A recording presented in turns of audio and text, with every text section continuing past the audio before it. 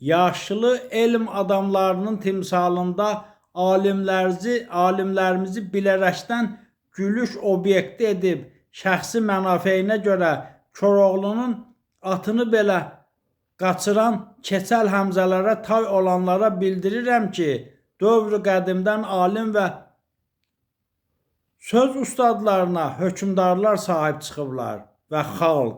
Saray ədəbiyyatı olmasaydı, çoxsaylı şairlər zamanın təkərinin altında ilişib qalardılar. Əsərləri yayılmazdı, üzləri köçürülməzdi. Şirvanşahlar sarayı çoxlu məddah olsa belə şairlərin sığınacaq və həyat yeri idi. Qazı Bürhanəddin, Şah Qasım Ənvar, Cahanşah Həqiqi belə şair hökmdarlarımız olub. Xətayinin sarayını heç demirəm, elm və təhsil ocağı idi. Sultan Yaqub olmasaydı, Həbibi də tarixdə itib batacaqdı. Səməd Vurğun, Rəsul Rıza digər həyat yolu seçib, repressiyaya uğramasalar da şeirimizi inkişaf etdirmişdilər.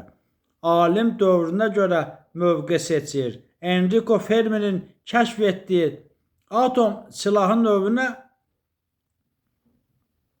dövlətlər sahib çıxdı. İndi qırğın silahı adlanır. Alimin nə günahı var? Alimlər dövlətə sığınıb, mənsub olduqları dövlətə, kəşflərini və yaradıcılıqlarını davam etdiriblər. Belə alimlər çoxdur. Ən böyük imperiyalar alimlərlə məsləhətləşiblər. Ən güclü alimlər Fatih dövlətlərin dövründə, hökmdarların zamanında yetişib. Dünya tarixində nadir hadisədir ki, Çaldıran döyüşündən qayıdan Şah İsmail Xətai ilk öncə alim və sənətkarların gizləndiyi yerə baş çəkib. İndiki alim və akademiklərin çoxu əsrin sınaqlarından şərəflə çıxanlardırlar. Minlərlə yetirmələri var.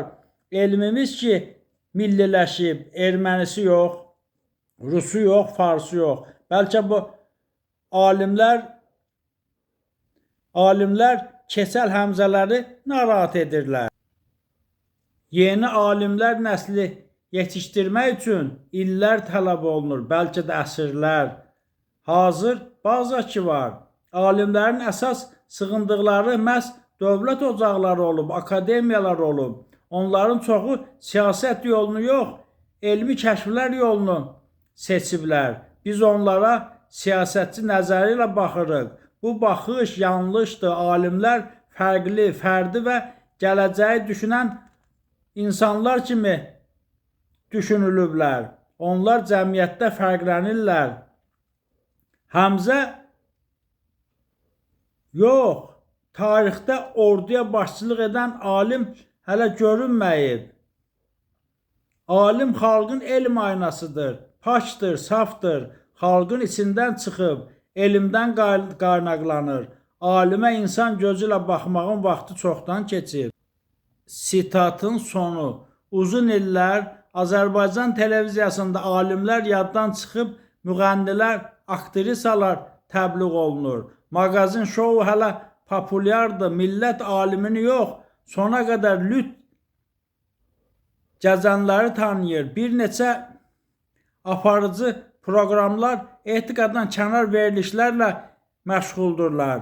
Müğənnilərin çoxu özlərinə yekəqarı məmur tapıb efirlərdə dolaşırlar. Əxlaq və əqidədən kənardırlar. Qadın müğənni çoxsaylı əri ilə, kişi müğənni isə arvadı.